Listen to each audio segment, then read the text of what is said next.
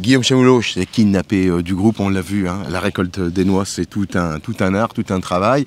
J'aime mon agriculture. En tant que vice-président de la Chambre d'agriculture de Charente, vous êtes engagé avec le collectif pour valoriser, expliquer, apporter de la pédagogie.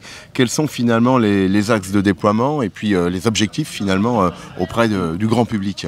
Eh ben, c'est un petit peu la même démarche qu'Agri Demain, et du coup on est complémentaires sur le territoire, c'est dire il faut expliquer le métier de l'agriculture. Et la genèse même, elle est venue d'un événement particulier, c'est les gastronomates, c'est un salon de la gastronomie qui a lieu à Angoulême tous les ans, où la chambre d'agriculture n'était plus présente. C'est pas possible qu'il n'y ait pas l'agriculture quand on parle de gastronomie, bien quand sûr, on parle d'alimentation, mais on s'est dit par contre d'y être en tant que chambre d'agriculture, c'est pas que c'est pas une bonne idée, mais en tout cas le grand public n'est pas forcément sensibilisé et n'a pas de lien direct avec la chambre d'agriculture. Donc comment être là pour parler d'agriculture sans être sur un schéma très administratif. Et donc là, les services de communication de la chambre nous ont dit on veut vous proposer d'y être sous un nom, Aime ton agri. Et nous on a dit banco parce que Aime ton agri, c'est Aime ton agriculteur, Aime ton agriculture. Et avec ça, il y a énormément à dire. Et c'est une marque, un logo, un collectif, peu importe en fait, c'est quelque chose qu'on veut développer et qu'on veut que tout le monde puisse se reconnaître là-dessus, pas juste la Chambre d'agriculture, mais toutes les structures et tous les agriculteurs du département. C'est d'autant plus pertinent que qu'on soit jeune, moins jeune et plus vieux, on a toujours du mal des fois à associer agriculture et alimentation.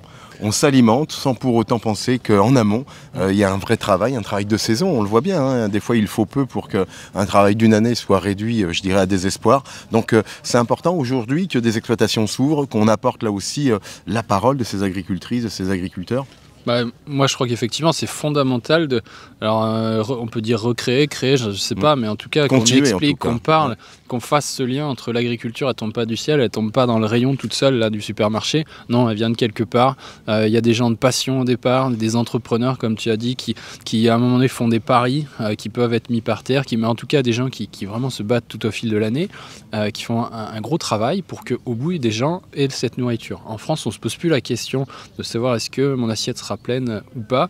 Globalement, on sait qu'on va pouvoir faire nos repas parce que la quantité de nourriture est là. Il peut y avoir des questions financières, mais c'est un autre débat. Mais la quantité est là. Par contre, il faut parler de l'histoire. D'où ça vient, pourquoi. Et ça, c'est un de nos jobs. C'est le job d'Agri Demain, c'est le job d'Aime ton agri, c'est le job que tous les agriculteurs doivent faire maintenant. Se dire, il faut que j'explique ce que je fais, il faut que je fasse du lien avec n'importe quel consommateur. Alors au-delà de la valeur du cœur, et on le comprend bien dans l'ensemble du déploiement des actions, il y a aussi cette idée de partage du goût. Parce que finalement, ces terres nous nourrissent, mais elles nous apportent beaucoup de plaisir, de regard, de questionnement. Et c'est cette joie qu'on a à chaque fois autour d'une table, qu'on soit avec ses familles, ses amis, au boulot. Finalement, c'est le plaisir de manger. C'est ça, j'aime mon agri. C'est ça, c'est tout ça. Voilà, la nourriture, c'est quelque chose qui nous rassemble. Pour un Français, je pense que c'est un peu viscéral. On a cette culture en nous. Et il faut la faire vivre, il faut la raconter. Et notre président Christian, il dit souvent, à chaque fois qu'on fait un repas de famille ou un repas entre amis, ok, on peut remercier le bon Dieu si on est croyant, mais on doit aussi penser à remercier l'agriculteur, sans qui on n'aurait pas cette super table, sans qui on n'aurait pas ces super produits. Et voilà, avoir une petite pensée à chaque fois qu'on mange pour se dire, tiens, il y a quelqu'un qui a bossé avant pour que j'ai ça dans mon assiette, c'est important. Le plaisir, il vient pas de nulle part. On l'apprécie tous, mais il faut savoir rendre à César ce qui est à César, donc savoir remercier ceux qui ont contribué au départ. Bon, je pense qu'on va y aller, on va aller goûter les noix. T'as vu, elles sont tombées. Ouais, on va se faire plaisir. Elles sont toutes fraîches, elles sont bonnes, c'est le moment.